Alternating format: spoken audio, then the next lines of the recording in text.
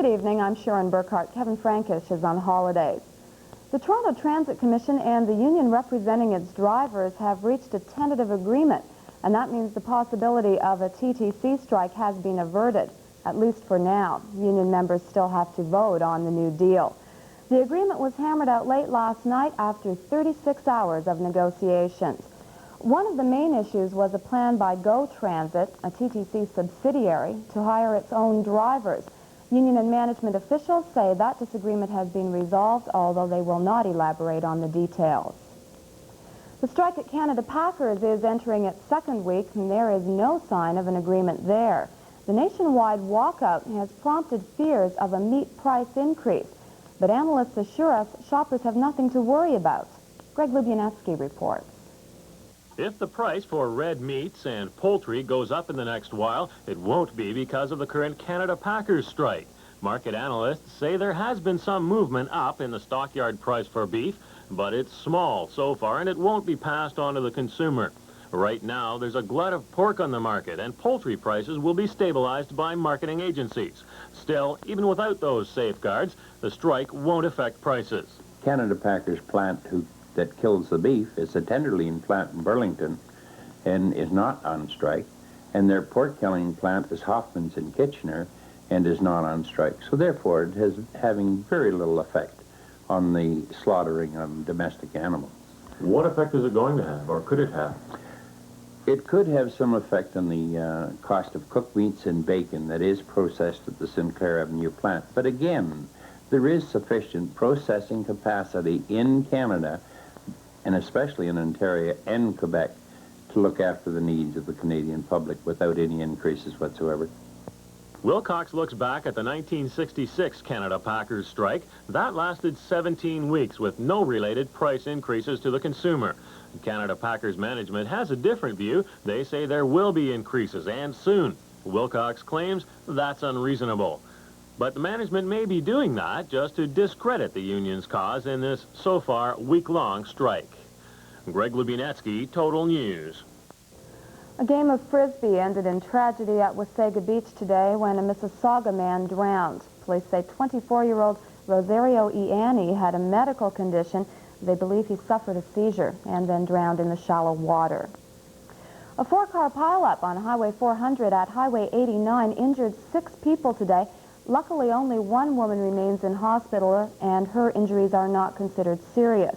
The accident caused $10,000 damage and snarled traffic on Highway 400 northbound around the noon hour.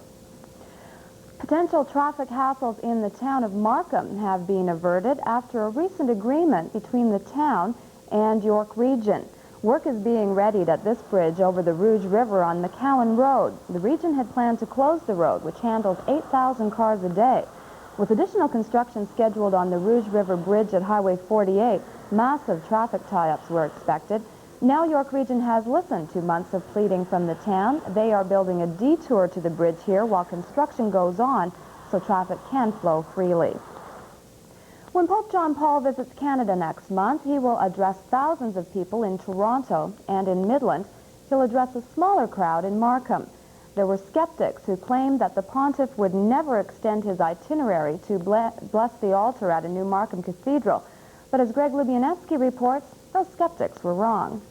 By the time it is finished, it'll be a massive piece of architecture. Its impressive lines already shine through the hundreds of tons of poured concrete.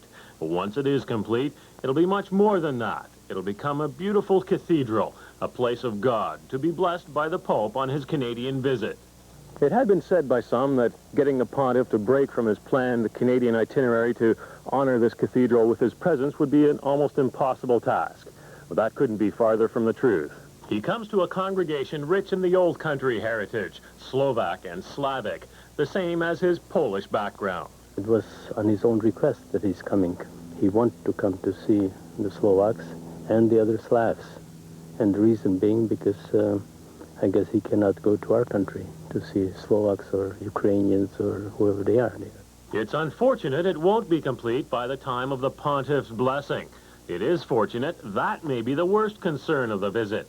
There have been problems like in any major organizing task, but so far His Excellency Bishop Rusniak has, with some aid, managed quite well, and most of those problems are taken care of for the Pontiff's visit. Near Unionville, Greg Lubinetsky, Total News. If you can tear yourself away from the beach for a few minutes on this civic holiday weekend, there are a lot of events to take part in our area. In Barrie, it is the 14th annual Kempenfest weekend with activities for just about every member of the family. An arts and crafts show is on at Centennial Park. On the water there, a giant regatta. Boat races will continue on the bay tomorrow. One of the highlights is sure to be an afternoon bathtub race. Kempenfest will run through to Monday. At the Muskoka Airport, all eyes are on the skies instead of the water. This is the first Muskoka Air Show. Organizers are already hoping to make it an annual event. Thousands enjoyed today's show. The next demonstration begins at 1 o'clock tomorrow afternoon. And the village of Woodville near Beaverton is celebrating a 100th birthday this weekend. The Centennial Party began today with a parade down Main Street. Tonight, a huge dinner and dance is underway. Tomorrow begins with a pancake breakfast. And finally in the news, a Hamilton man can add his name to the list of people who have conquered Lake Ontario. 29-year-old Cam Camula crawled onto the Toronto shoreline this afternoon after a 21-hour swim that began late last night at Niagara-on-the-Lake. Camula made the swim to raise money for muscular dystrophy research. And there is more swimming ahead. Bauman's Gold, next on Sports.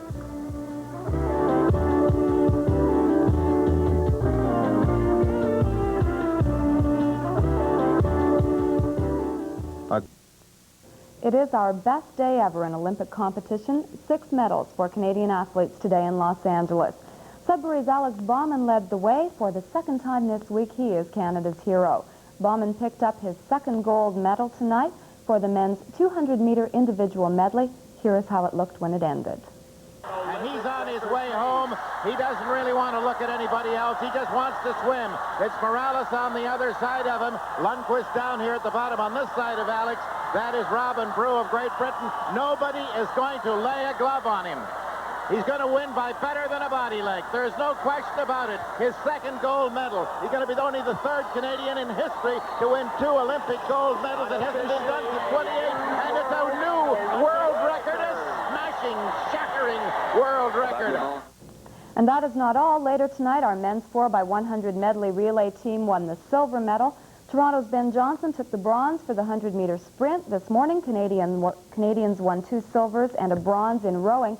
Our medal total is now 17, Canada's highest ever, and the games aren't over yet. One game played in the CFL tonight. Montreal doubled Calgary 28-14. The Blue Jays are leading tonight, but they're not done yet. The Jays game in Baltimore is now in a rain delay. At the moment, it is stalled 6-2 for Toronto in the 6th. Tigers are in a slump. That's good news for the Jays. Tonight, Detroit lost their 4th in 5 starts, 9-5 to Kansas City. Elsewhere in the American League, Boston dumped Texas 5-2. Chicago defeated Milwaukee 7-2. Oakland down Seattle 4-2. New York leads Cleveland right now 5-1 after 4 and 1 late start. Minnesota is in California.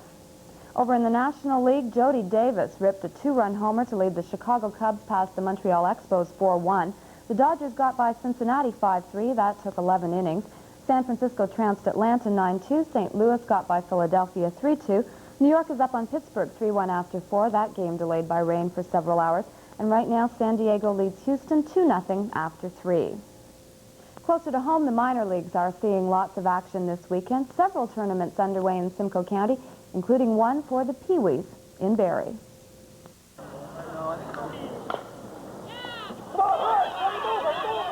Teams from across Ontario are taking part in the annual Barrie Pepsi-Cola Pee-wee Tournament. Games continue tomorrow at Lampman and Sheer Parks in the city. Semifinal action goes Monday morning. The 2 top teams will meet in the championship game at Lampman Monday afternoon at 2 o'clock. In Orillia, it's the 38th annual Rotary Ladies Fastball Tournament. 9 teams are taking part this year, including 2 hometown clubs. Orillia TLP picked up a win today, while Orillia Jacksons went down to defeat. Games continue tomorrow. The championship game is scheduled for Monday. And that is it for sports tonight. The long weekend continues, and the weather, it will continue to be a scorcher. Hot and humid temperatures are forecast, but be prepared for flash rains and thunderstorms. Some of that this afternoon forced drivers off the road in the Newmarket area for a while until the rains pass through. Overnight, expect fog patches, the chance of a shower, lows to 16. Tomorrow, warm, hazy, and humid, high 30. Monday, more of the same with the chance of a shower, and the outlook for Tuesday, sunny and less humid with a high of 27. Your calls to our assignment desk help keep Total News informed of happenings in your community. When you see news, please call us at 726-9714 or 1-800-461-5820. And that concludes Total News for tonight. I'm Sharon Burkhart. I'll be back tomorrow night at 11:15. I hope you'll join me then. For now, from everyone here on the Late Night Crew, thanks for watching and good night.